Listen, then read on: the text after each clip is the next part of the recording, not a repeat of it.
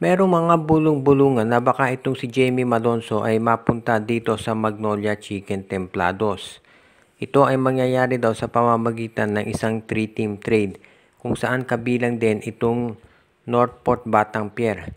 Hindi pa ito kumpirmado at ito'y bali-balita pa lamang, pero ayon doon sa mga insiders, baka daw ang mangyari dito, itong si Jamie Malonzo mapupunta dito sa Magnolia Chicken Templados at itong si Arvin Tolentino naman ay madadala dito sa Barangay Ginebra.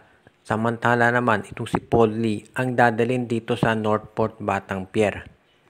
Kung sakaling ganyan yung maging trade situation, hindi na tayo magugulat kung sakaling mangyari yan. Pero ang tanong, ito ba ay dapat gawin ng Magnolia?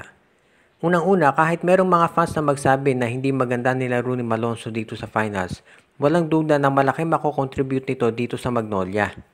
At kung meron kang Xavier Lucero at meron kang Jamie Malonzo sa front court mo, plus nandiyan pa si Ian Sanggalang, iilang teams na siguro ang kayang tumapat yan pagdating doon sa athleticism at sa lakas.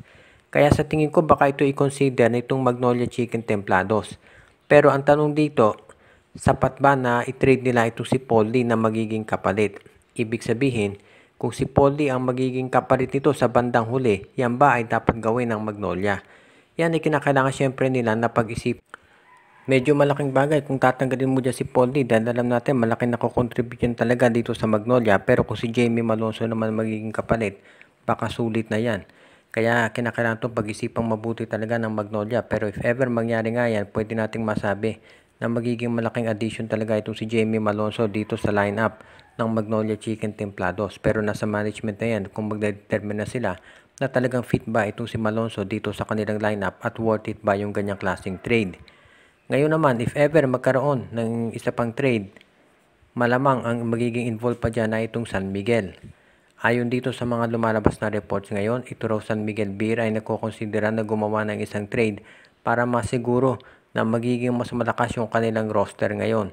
At base dito sa mga reports na lumalabas, mukhang interesado raw ang SMB na makuha to si Kai Balungay mula dito sa Phoenix Fuel Masters.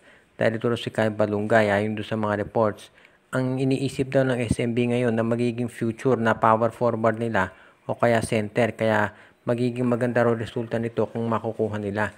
Willing daw na i-trade ng San Miguel ito si Tautuba kapalit ito si Balungay. At if ever nga na mangyari yan, sigurado na magiging maganda naman ito para dito sa San Miguel Beer dahil ito si Balungay ay nakapaglalaro ng power forward at ng sentro.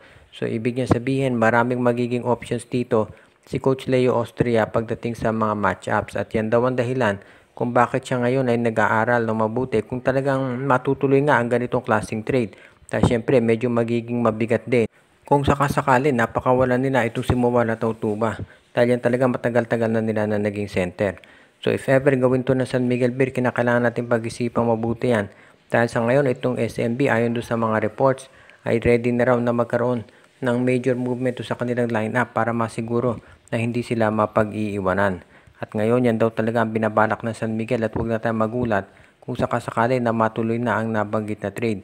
Dahil sa ngayon, itong SMB mukhang seryoso talaga dito sa kanilang gagawin pag-revamp sa kanilang roster. At sa ngayon, kung bukod sa mga pagkuha dito kay Kai Balungay, meron pa raw ibang players na kinukonsidera ang San Miguel na maidadagdag dito sa kanilang roster. Depende na lamang yan siyempre kung magkakasundo sila ng iba't ibang mga teams na kanilang kinakausap ngayon. Kaya yan muna balita natin dito sa San Miguel Beermen.